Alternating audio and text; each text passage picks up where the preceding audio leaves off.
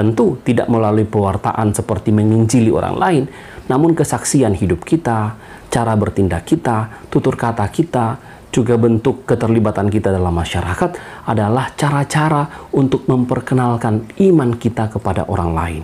Dengan cara inilah kita juga menjadi pewarta-pewarta.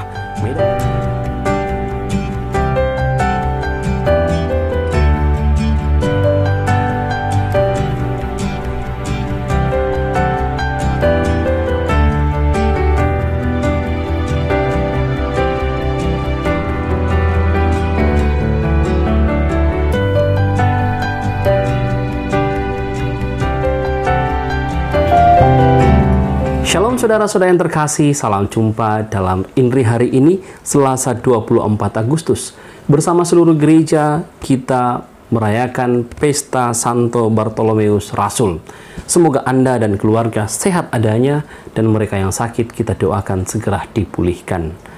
Injil yang akan menjadi permenungan kita dari Injil Yohanes, bab 1, ayat 45 sampai 51. Sekali peristiwa, Filipus bertemu dengan Nathanael dan berkata kepadanya, "Kami telah menemukan Dia yang disebut oleh Musa dalam kitab Taurat dan oleh para nabi, yaitu Yesus, anak Yusuf dari Nazaret."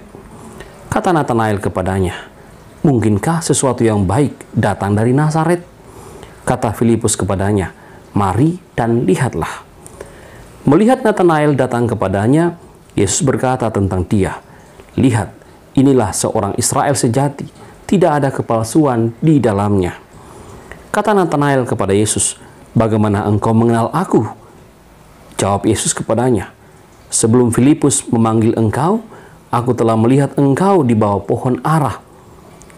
Kata Nathanael kepadanya, "Rabi, engkau anak Allah, engkau raja orang Israel." Yesus menjawab katanya, "Karena aku berkata kepadamu, aku melihat engkau di bawah pohon ara, maka engkau percaya? Hal-hal yang lebih besar daripada itu akan engkau lihat." Lalu kata Yesus kepadanya, "Aku berkata kepadamu, sesungguhnya engkau akan melihat langit terbuka dan malaikat-malaikat Allah turun naik kepada Anak Manusia." Demikianlah Injil Tuhan.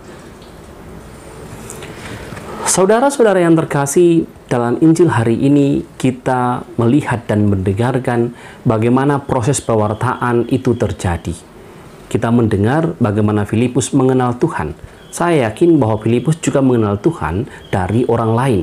Lalu setelah berjumpa secara pribadi dengan Yesus, ia kemudian mengenal Yesus sebagai orang yang pernah dinubuatkan oleh para nabi dan Musa. Sehingga keyakinan pribadi inilah yang mengantar dia untuk memperkenalkan Yesus kepada Nathanael. Awalnya, Nathanael, Rasul Bartolomeus yang mendengar itu, awalnya ragu. Ia mengatakan, adakah sesuatu yang baik dari Nazaret? Namun setelah berjumpa secara personal dengan Tuhan, akhirnya ia menjadi yakin bahwa Yesus adalah anak Allah. Proses pewartaan ditampilkan dalam Injil hari ini. Dan akhirnya keyakinan pribadi yang membuat Nathanael mengenal Yesus ini akhirnya membuat juga ia menjadi pewarta, menjadi Rasul Bartolomeus yang mewartakan Tuhan kepada banyak orang. Sekali lagi, proses pewartaan iman ditampilkan dalam Injil hari ini. Apa yang dapat kita tarik dari Injil hari ini? Kita melihat bagaimana proses pewartaan itu terjadi. Ada dua hal yang dibutuhkan dalam proses pewartaan. Yang pertama adalah keyakinan pribadi. Kita mendapatkan keyakinan pribadi pertama-tama memang dari guru agama kita, dari orang tua kita yang membaptis sejak kecil, dari pastor, atau dari suster, atau dari orang-orang yang mengajarkan agama kepada kita. Mereka berperan sangat penting dalam menanamkan iman, kepercayaan kepada Yesus dalam diri kita. Namun, dalam perjalanan hidup kita, kita pun harus menemukan pertemuan personal dengan Tuhan. Keyakinan pribadi dibangun karena pertemuan personal, seperti Filipus dan Nathanael yang menemukan Tuhan dalam pertemuan pribadinya. Kita pun harus memiliki pertemuan pribadi ini. Ini kita dapat temukan melalui doa-doa kita, kerajinan kita membaca kitab suci, kerajinan kita mengikuti perayaan-perayaan gereja, sakramen-sakramen tali. Hal-hal ini membantu kita membangun keyakinan pribadi dengan Tuhan, perjumpaan dengan Tuhan dalam perayaan liturgi yang kita buat. Itu yang pertama. Yang kedua, setelah kita membangun keyakinan pribadi ini, kita juga perlu mewartakan keyakinan pribadi bukan hanya kekayaan kita juga membagikan kepada orang lain yang ada di sekitar kita. Seperti Filipus yang menemukan Tuhan kemudian membagikannya kepada Nathanael. Nathanael yang kemudian menjadi Rasul Bartolomeus juga membagikannya kepada orang lain. Dengan demikian juga kita dituntut untuk membagikan kekayaan rohani yang ada dalam diri kita, kemudian memberikannya kepada orang lain.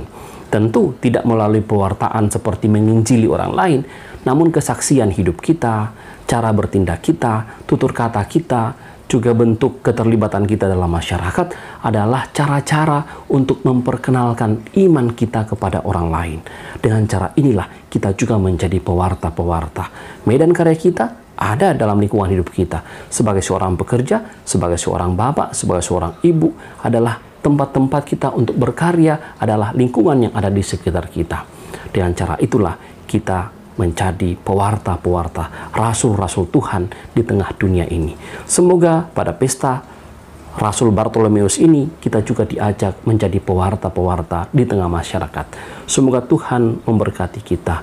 Mari kita tutup dengan mohon berkat Tuhan. Tuhan bersamamu dan bersama rohmu.